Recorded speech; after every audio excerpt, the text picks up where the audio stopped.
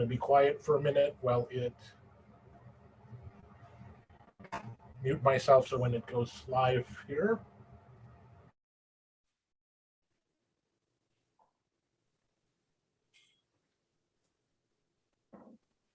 We need the opening theme song.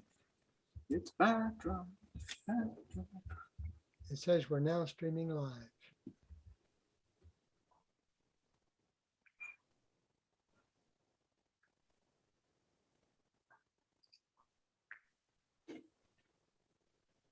Okay, we're good. Yes, we definitely need a little song that everybody can sing while we're waiting for me to get it live. It's Sarvash, I don't know if you got it yet. It starts recording, but then it turns on my computer like 10 seconds later, and I have to wait until it's come on my computer, and I muted it with that lag. Otherwise, we get weird feedback. So welcome everybody to the weekly outreach meeting for August 5th, 2021. We are streaming live on YouTube, and let's just jump in and do a quick round of introductions. I am Tim Erickson, or St. Paul Tim. I'm in Deerwood, Minnesota, and yeah, just been really busy lately. So continue to be. Just not having enough time for backdrop. So let's see what we can do about that. Luke, do you want to go next? Sure. Luke McCormick, sometimes developer and product manager and stuff like that in San Ramon, California, although currently virtually inside of Van Gogh painting. I have some bandwidth now, so I'm actually looking for stuff to do. Savasri. Yeah, I'm Sarvashri, and I'm in Walnut Cove, North Carolina, and I'm working on a beginner's guide for backdrop. Let's see, Jen's the last Great. one. And I don't know if Jen stepped away. Jen, are you there? I'm here. I am mentally checked out, but otherwise, I'm hoping to be back soon. Joining from Oakland, California. Yeah, that's it. Let's see. Has everyone else introduced themselves? We're back to Tim. Yes. Okay. Yeah. Yeah, we've been around. Okay, well, I think that's official confirmation that you're in the same place I am. Maybe even worse in terms of just a lot going on and having a hard time focusing. So we have an agenda here. I really think that we just have an open discussion today, as we have been. It doesn't make, well, like I say, well, let's find things for Luke to do and keep Luke busy, because like I don't need new things to do right now. So I don't want to create a longer to-do list of things that aren't getting done for myself. But if we can pass some off to Luke, or Luke, if there's I want to make some intro videos. I'm showing off the green screen here, which is why I've got the right. the Van Gogh stuff. And Well, Luke, if you have time, maybe what we should do. So my big backdrop thing has been collaborating with Sarvashri, which he alluded to already. We have been, for like 8 or 9 weeks now, we've met every week and have just been walking through the steps of building a website and viewing it in I think what Sarvashri's been doing is collecting information for himself, but also for his beginner's guide to backdrop, which he's writing. And I have been viewing it as kind of a dry run that I could use to make sort of an outline and or start to create some more public materials. So what Sarvashri and I have been doing has been very specific and very impromptu. So it's pretty crude. We've recorded it for our own sake, but it's nothing that I would share with the public. But I feel like it's sort of a practice run that we're kind of getting to the stage now where I'd like to go back and say, okay, how did this go, and use it to sort of create an outline for a second pass, where we maybe do some more structured and shorter videos that are more to the point, and combine that with some written text and just links and sort of create a beginner's guide. So. Anyway, so that's all kind of abstract, but You could maybe look, you could maybe look at those videos. Basically where we got was we were following the idea that Drupal had of creating a farmer's market website. And so we created a website, and then we were looking at ways to enhance the website with views and with layouts and with fonts, other embellishments that people might want to do to their website that would make it unique for them. Yep. And so we started with a homepage with a header photo, and then putting the title on there and looking at changing the title and other things by creating a sub theme in Basis. And we started a sub theme and doing that kind of work. So sure. that's where we are. Well, what I was Are going you creating videos of this, or what's the medium? No, is not, what we discovered was that a follow-along website is the best thing, or a follow-along book or booklet is the best thing, punctuated with very short videos rather than trying to make one long video or an extensive video series. So that's where we are. We looked at trying to do big videos, but videos, if they're any length at all, soon become outdated. Yeah.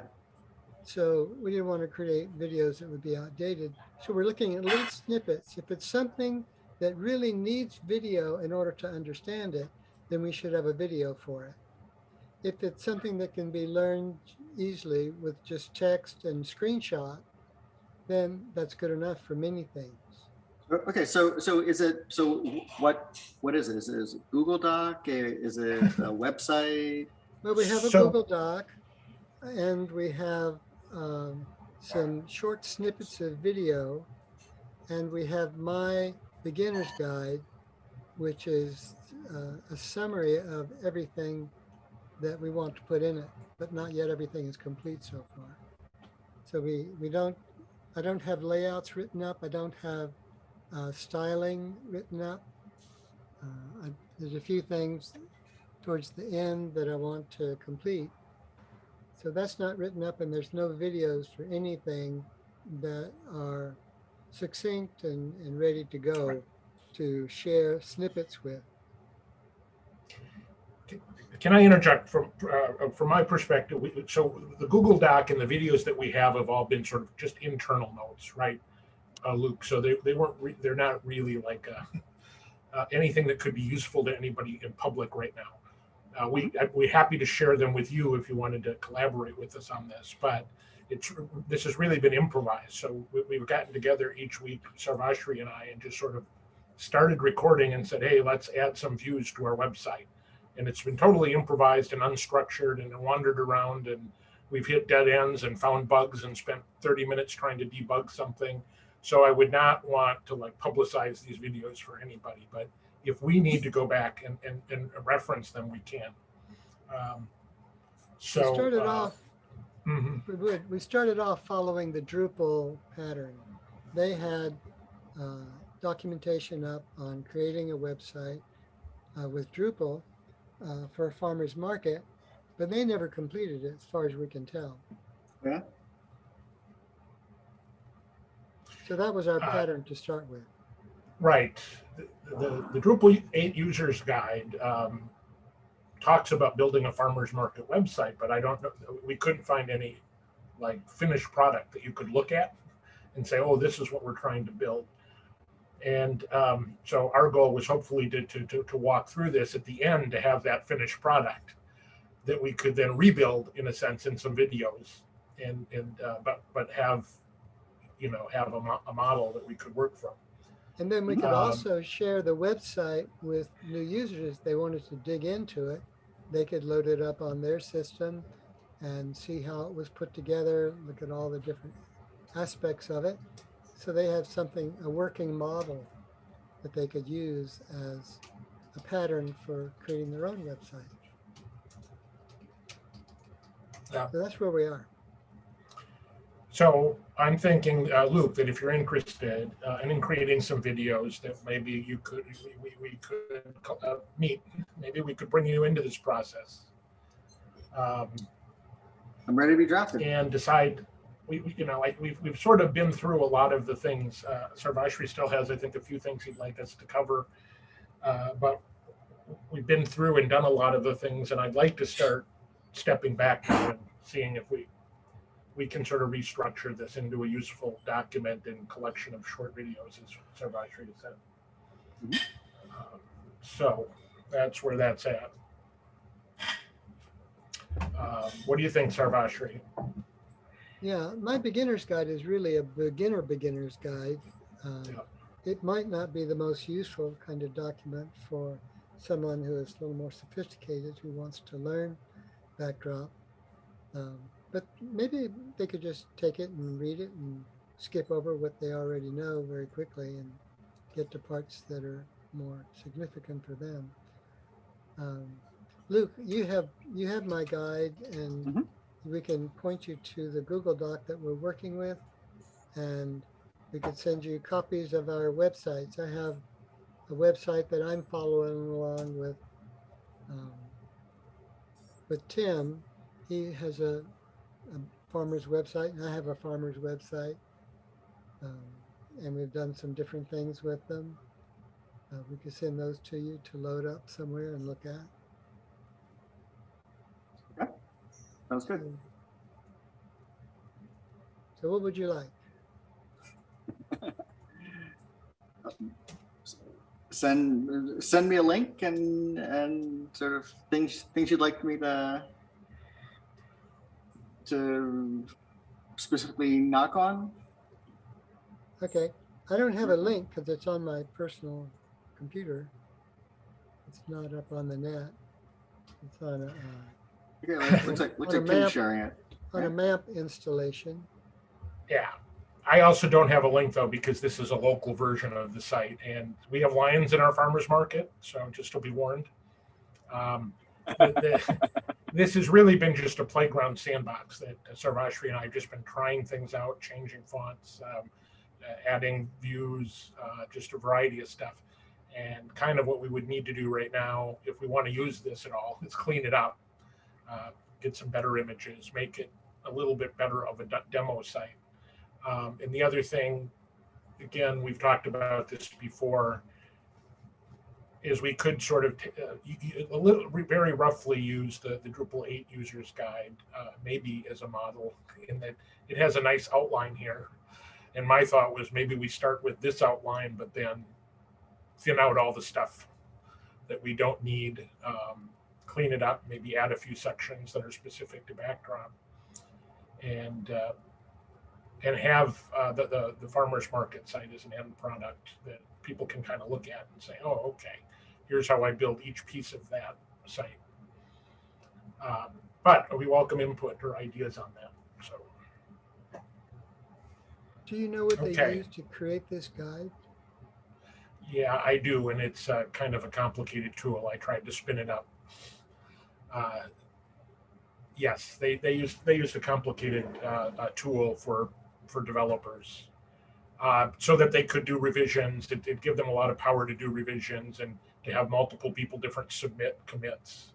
And Oh, I tried to get it working locally, and I couldn't get the tool to work. So it's in the footer, actually, of every page of the guide. It says this page is generated with, they use this open source library called AsciiDoc. And then they had a Git repo, I think, and you could actually submit pull requests. And then you can, one of the things this tool does is it automatically generates a web version of the document, a PDF, and an ebook. So you can download this in any of those formats.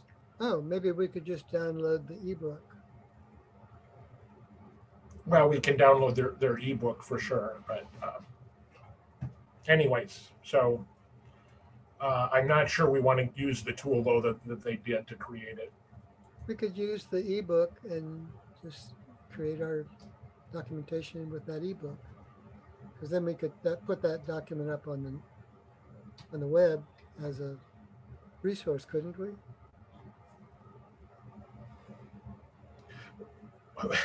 Well, they have a full HTML version, so if we want to link to it, I would just link to the website, right? And anybody can download it there. So So we could download an HTML version of it and use that as a pattern. yes, yeah, we could. Anyways, is there anything else anybody wants to talk about today for outreach?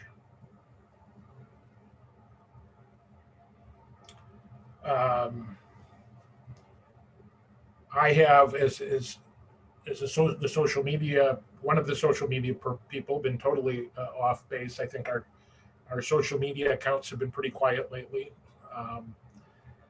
So we'll try to get back up on that as we get time. If anybody has time to write blog posts, obviously we have a whole list of ideas, but just have been lacking the people with time to do them. Videos, Luke, that would be great if you had some time to do some videos. And if you want to talk at all more now about, if you want to just wrap that into what we're doing, or if you just have some ideas of things you wanted to do. Yeah, first step for me would be unmuting myself when I talk. Yeah. Is the list of ideas in GitHub? Is there like an issue queue for them? There is something like that. There is an issue for that has ideas. My Miro board might. Well, I don't think that specifically has video ideas. That has blog posts and social media stuff. But in GitHub, and we haven't looked at this again. I would probably have some new ideas in the backdrop.org issue queue. There should be.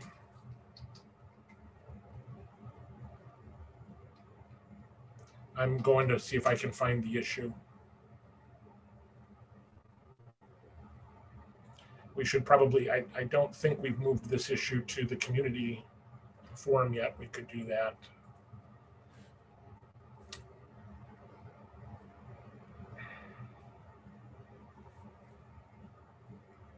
So,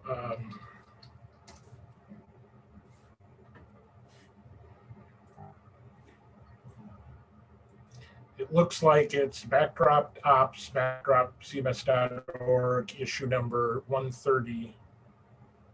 Although I think this is pretty old, so we should, the last comment was 2019. Yeah.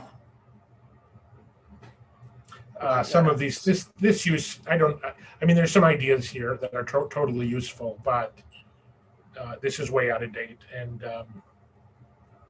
you know, I think there are some good videos about layouts out now. Here, let me put the link in, Zula. Yeah. If anybody's not looking at it.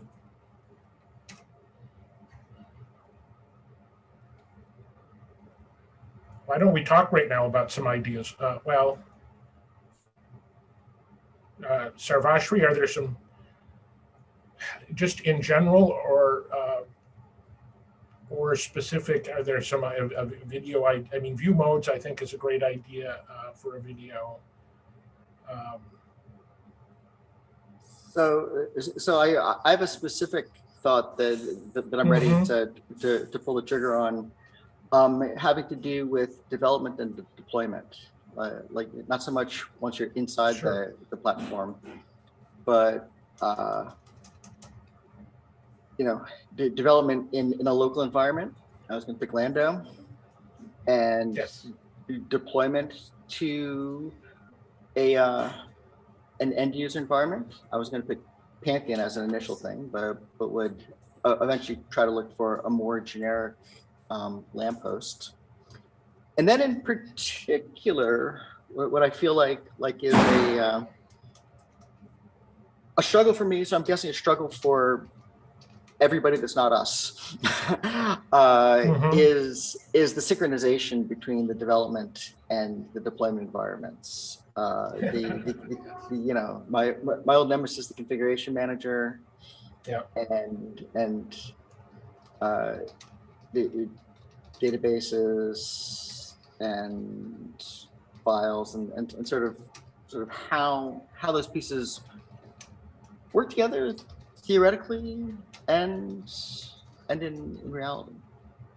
That's the So- last part of the beginner's guide that I It's in the wanted to guide? cover was deployment, you know. Yeah.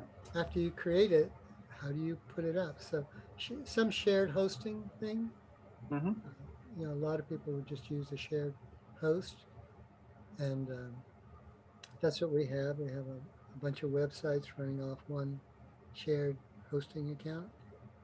And we have a separate place where we have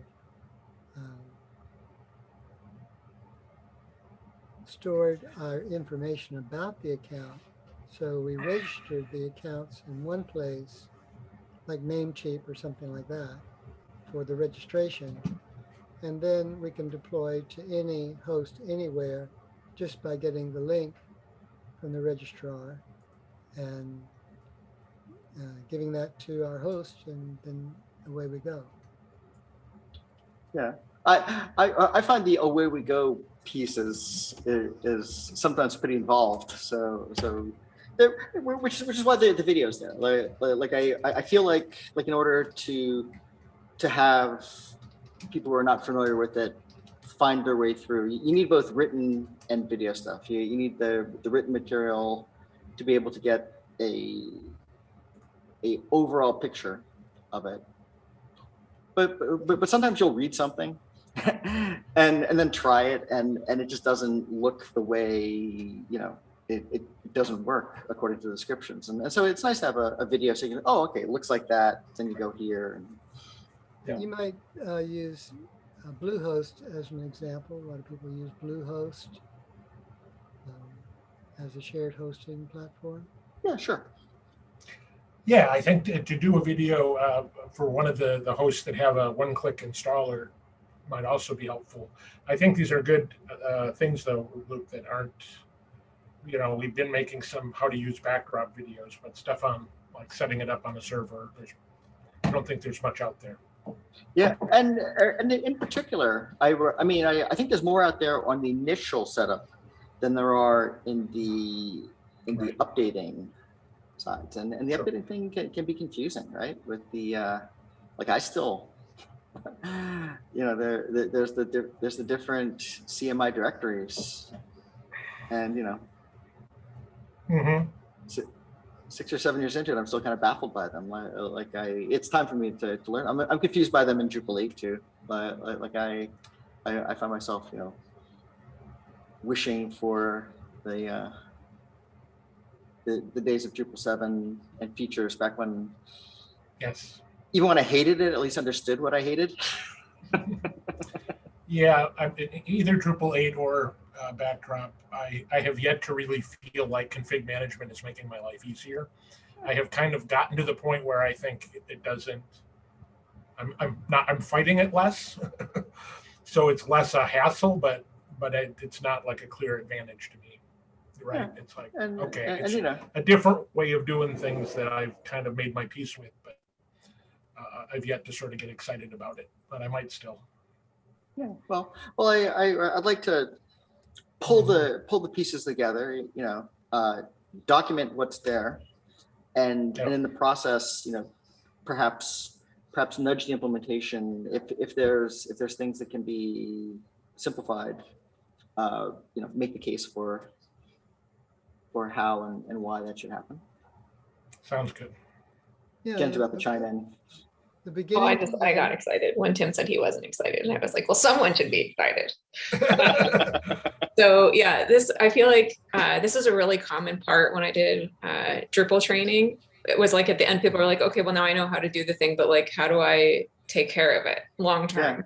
And I think that when you first start, like everything is it's one glob. And then once you deploy it, you like take the glob and you deploy it. But then after that, you're going to be making changes to the different pieces and understanding how they fit together and how they should move back and forth. That's where it gets really messy if you do it wrong. I always had like a half an hour at the very end of the training session where we would go through like a best practices environment where you'd have like 3 copies like on Pantheon or something like that. And then we'd have like the alternate realities, right? Where it's like not everybody has that. And how do you do it when you only have 2 copies? And how do you do it when you only have 1 copy? And trying to figure out how to manage, like when to move the files and when to sync configuration, in which direction, and how do you not overwrite things other people are working on. And I feel like every one of those questions could benefit from like a video explanation, like real world scenario of when you might need to use something like that. Because I feel like talking about it like in a situation like this, it's really easy to just be like, you do this when this happens, but without a specific example of what that is, it's really hard to then apply that to your own scenario. So I love configuration management because it means I never have to deal with like features. And features in Drupal 7 were one of the things that like always got kind of corrupted in a way that like you couldn't get everything back the way you wanted it. In Backdrop, it is easy to change something and then change it back because you aren't dealing with that painful process of getting it to change in the first place. So it's easy to accidentally revert stuff. I run into that all the time on Drupal 8 and Drupal 9 too, where like someone changes something and then someone else changes something and accidentally unchanges the first thing. That is, it is, you know, when you make something too easy, you're gonna change everything all over the place. But I'd rather have that than have this like frustrating experience of like, I just can't get my site to do what I want it to do, which is where I felt like we were before. I also feel like moving a database around is something that's pretty dangerous. And features was like an alternative to that. Like you don't have to like freeze the site and move the database, move it back.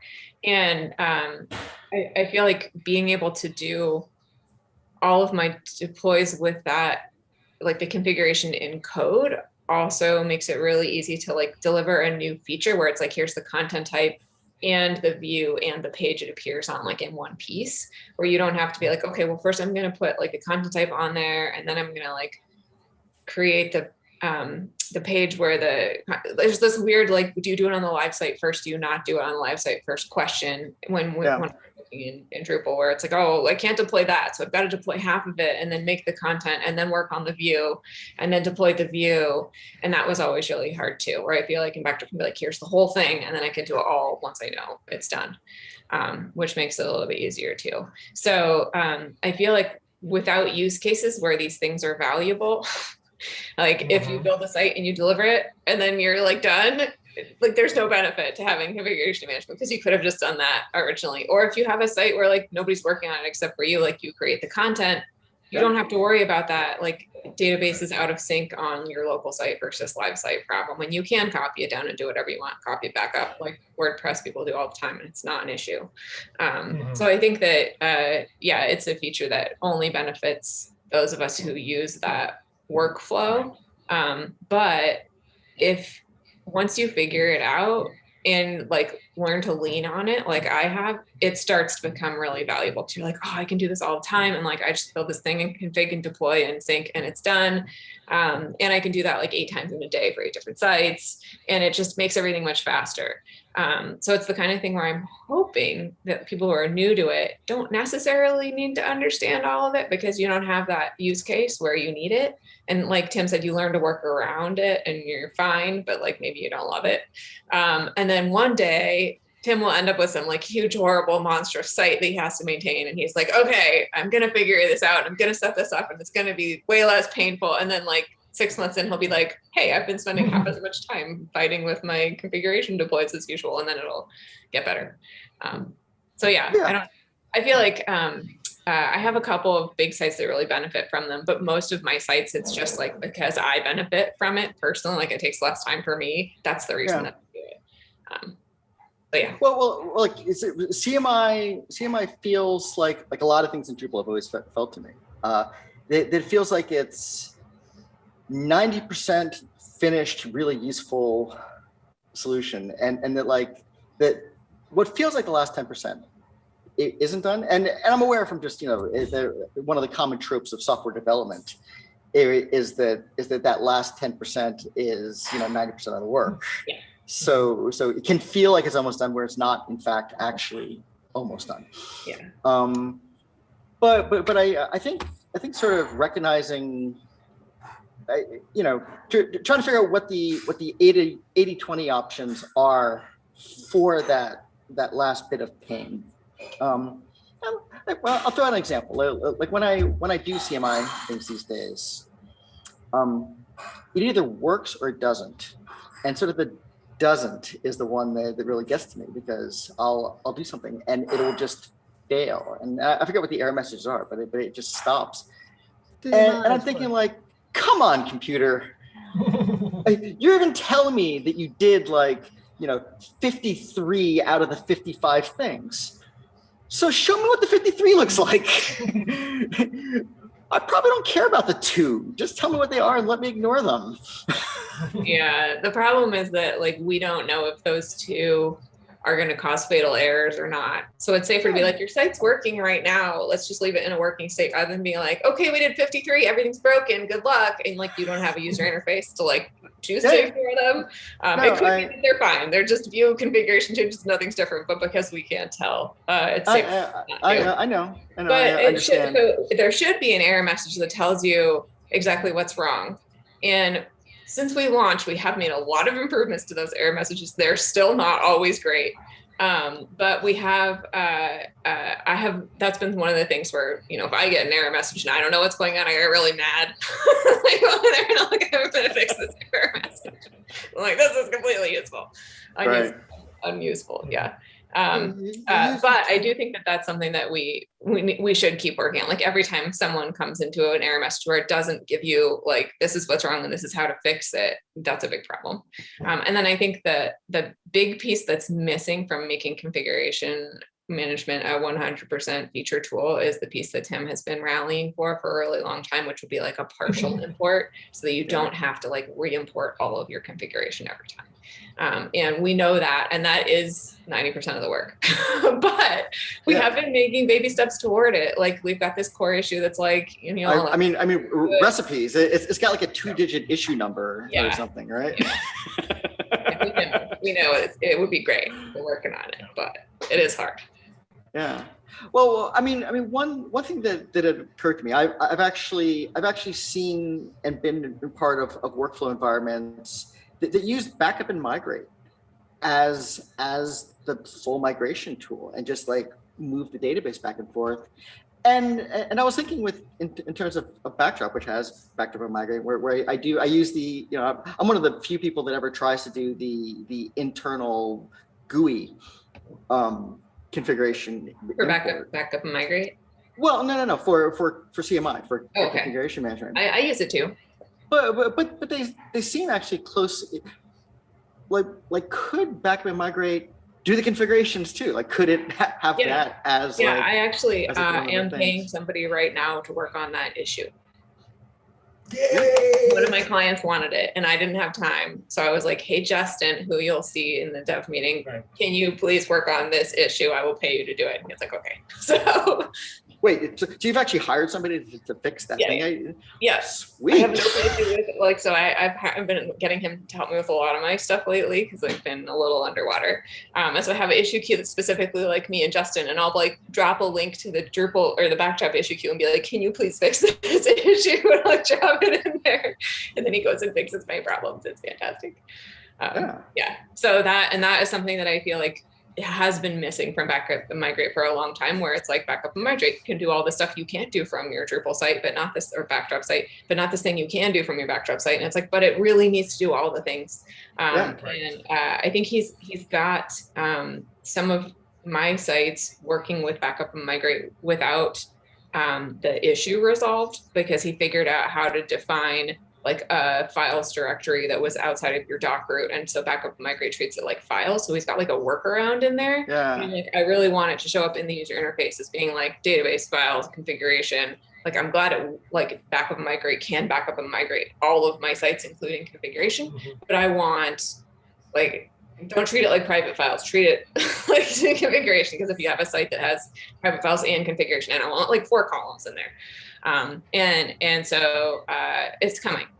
But yeah, I agree that there are pieces like that where, you know, we've got stuff from Drupal where we didn't have CMI and we don't have nice integration with all of the CMI stuff. And I feel like that's also going to take some time to come. Like, I don't know, it's like node queues, or there was something that like I would expect to be configuration in Backdrop and it wasn't. And I was like, oh, note to self, I should come back and fix this later. But it's been like a year. I find myself, I was in a triangle this week where I've decided to put CSS injector into the flow, and so I forget where, you know, I've got a Panther thing, I've got a local Lambda thing. I'm like, okay, so there's actually 3 things that have to go up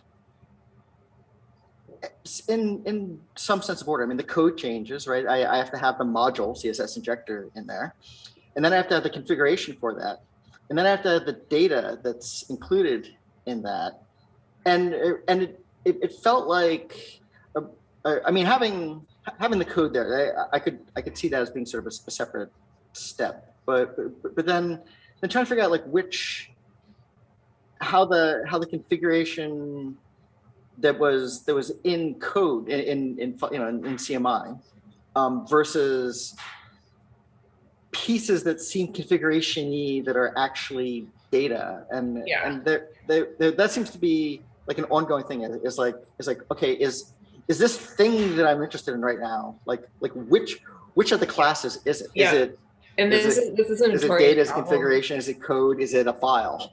Yeah, and it's a notorious problem because we came from Drupal where it didn't matter. Like it was all treated the same way. So people didn't distinguish like, is this configuration or is this data?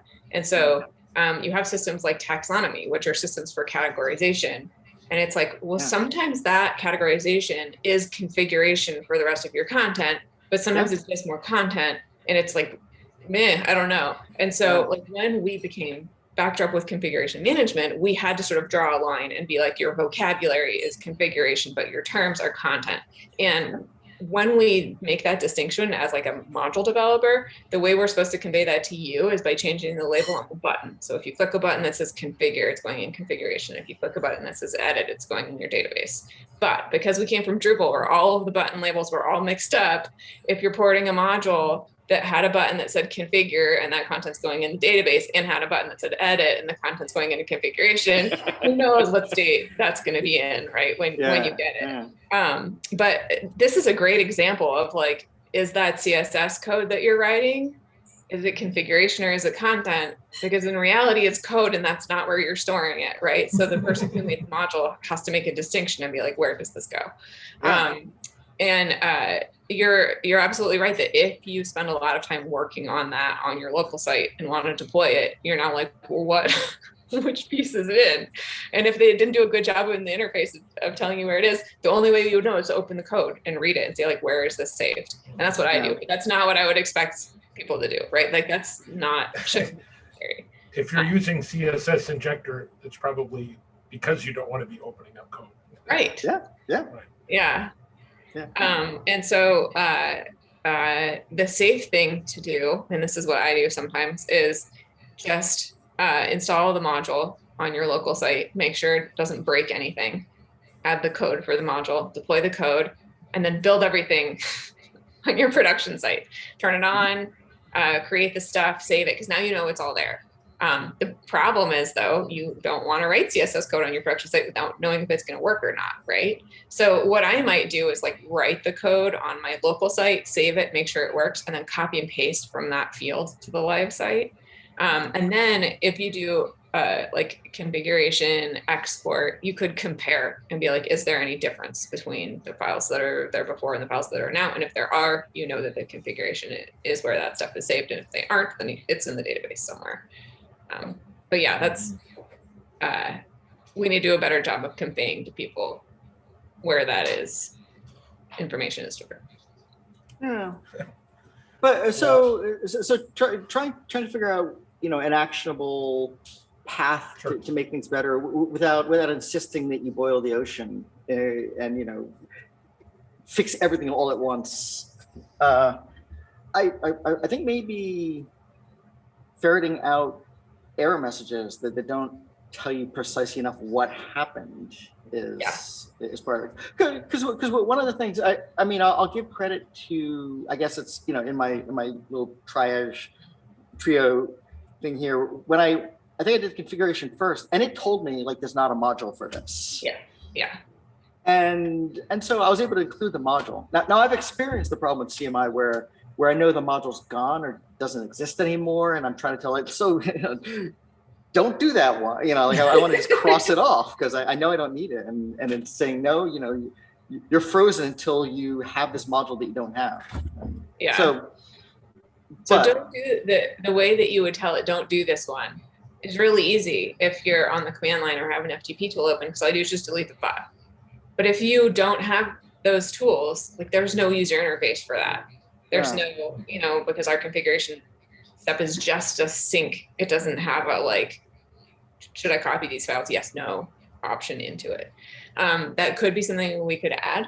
That could also be something that could be like a standalone contrib module that could clean up that interface a little bit, because I don't know, like in a perfect world, you'd never get into that scenario in the first place. But I do agree that it happens to all of us. But yeah, it's usually because there's something I forgot to do earlier, like, oh, I forgot to synchronize my files before I started or something like that. And that might be another thing that we should, make sure people could do more easily, like check that, throw some kind of error somewhere if it's not. Or one thing, rather than deal with all the permutations of the way people want to approach this, if we're willing to be opinionated about it and say, when you do this, like do them in this order, do the code first, do the configuration, do the data, and that way, at least I don't know. I'm picturing, each step kind of knowing what the step before it was, and say like, have you done this before? Don't do this until. But again, that's actually opening up. Even as I'm trying to describe it, I can hear. I'm saying, well, what if then else. Like, and I think that's something we had taken into consideration with our configuration. Like some of them have dependencies, right? So like your fields depend on the content types that they're attached to, stuff like that. But it's sort of like an infinite world in contrib of how things relate to each other. Because like if you have a reference field, right, not only does that depend on the content type it's on, but it depends on the content type of thing it's referencing. And so then you're like, okay, well, what if you, I don't know, I'm just making stuff up now, but that you can get into the point where things get really complicated, and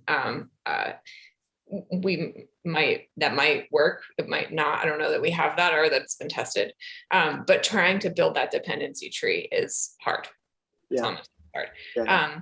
I do think that like what I've been talking about this whole time is like only configuration. And what you just added is like, oh, well, let's talk about like if you've done the content or the code. And I'm like, oh gosh, I haven't. Is there a scenario where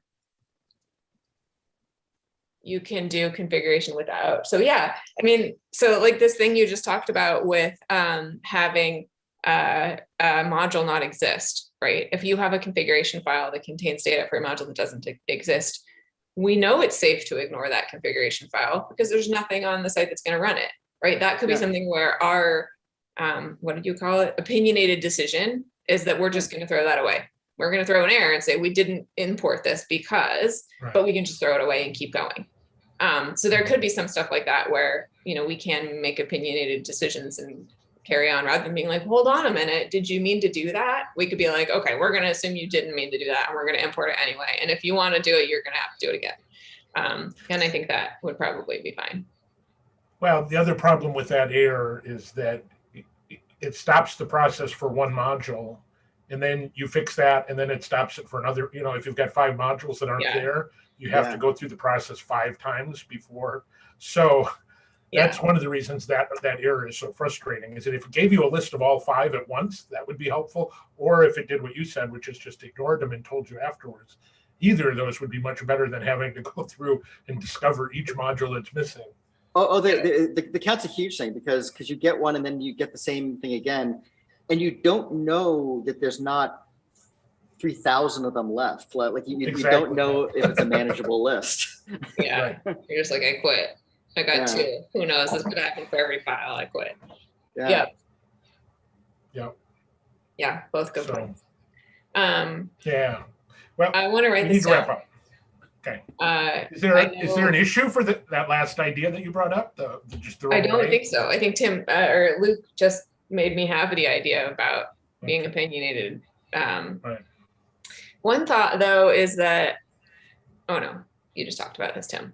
Like if there are a bunch, we just thought all the merit messages and at the end be like, we didn't do this, and then you can go back and do it. Right. One thing I was thinking is like we wouldn't want to like lose the files, right? So rather than deleting them from the sync directory, we just skip it. And then that way, if you just push the button again, it'll still be there. Originally, I was thinking we just throw the whole file away, but and that doesn't make any sense. So, okay. I mean, I think having errors show up, I mean, that's just part of life. Like half, 95% of the Drupal sites out there, if you go to the report, it'll be like, this is wrong, this is wrong, this is wrong. There's like 10 things that are wrong. You're like, yeah, it works. and you've got the option to clean them up, but you also have the option to not clean them up. Okay. And if it The time is up for this meeting, and this is all part of our live meeting. Let's just wrap this up and maybe tie it back to outreach, just in this, that we got off on a discussion about sort of just config management in general. I think the outreach aspect of this is where we started, Luke, which is the value of more documentation and videos. And if we can get more people using config management and feeling comfortable with it, we might get more motivation to make it better. And part of the reason probably, I think one of the reasons that it doesn't get a lot of attention right now in terms of making it better is a lot of people are just kind of working around it because they haven't become master. I want to qualify my earlier lack of enthusiasm, not as like that I don't like it. It's like I do see the potential there, and I do feel like I could get excited about it. Like if we can get config recipes and things. It just, so far, I'm not feeling that in my workflow, right? I'm not feeling that joy like, oh, this is making my life easier. It could, but it doesn't. And more resources might help me. Go ahead. Kind of what I was suggesting when I was kind of volunteering to document stuff is sort of a usable step in terms of solving the overall problem, like rather than like sit down and cry, like I wish it was like this. Kind of document like, well, here's what you have to do now, as the state exists, and it would be nice if you didn't have to do that. Yeah. But until it gets fixed, here's the workaround. Okay, well, let's end this meeting. It's exactly on the hour. Time for the next meeting to start. And then we can keep chatting if we want. So, but officially signing off from the outreach meeting. Bye, everybody. Bye, Internet.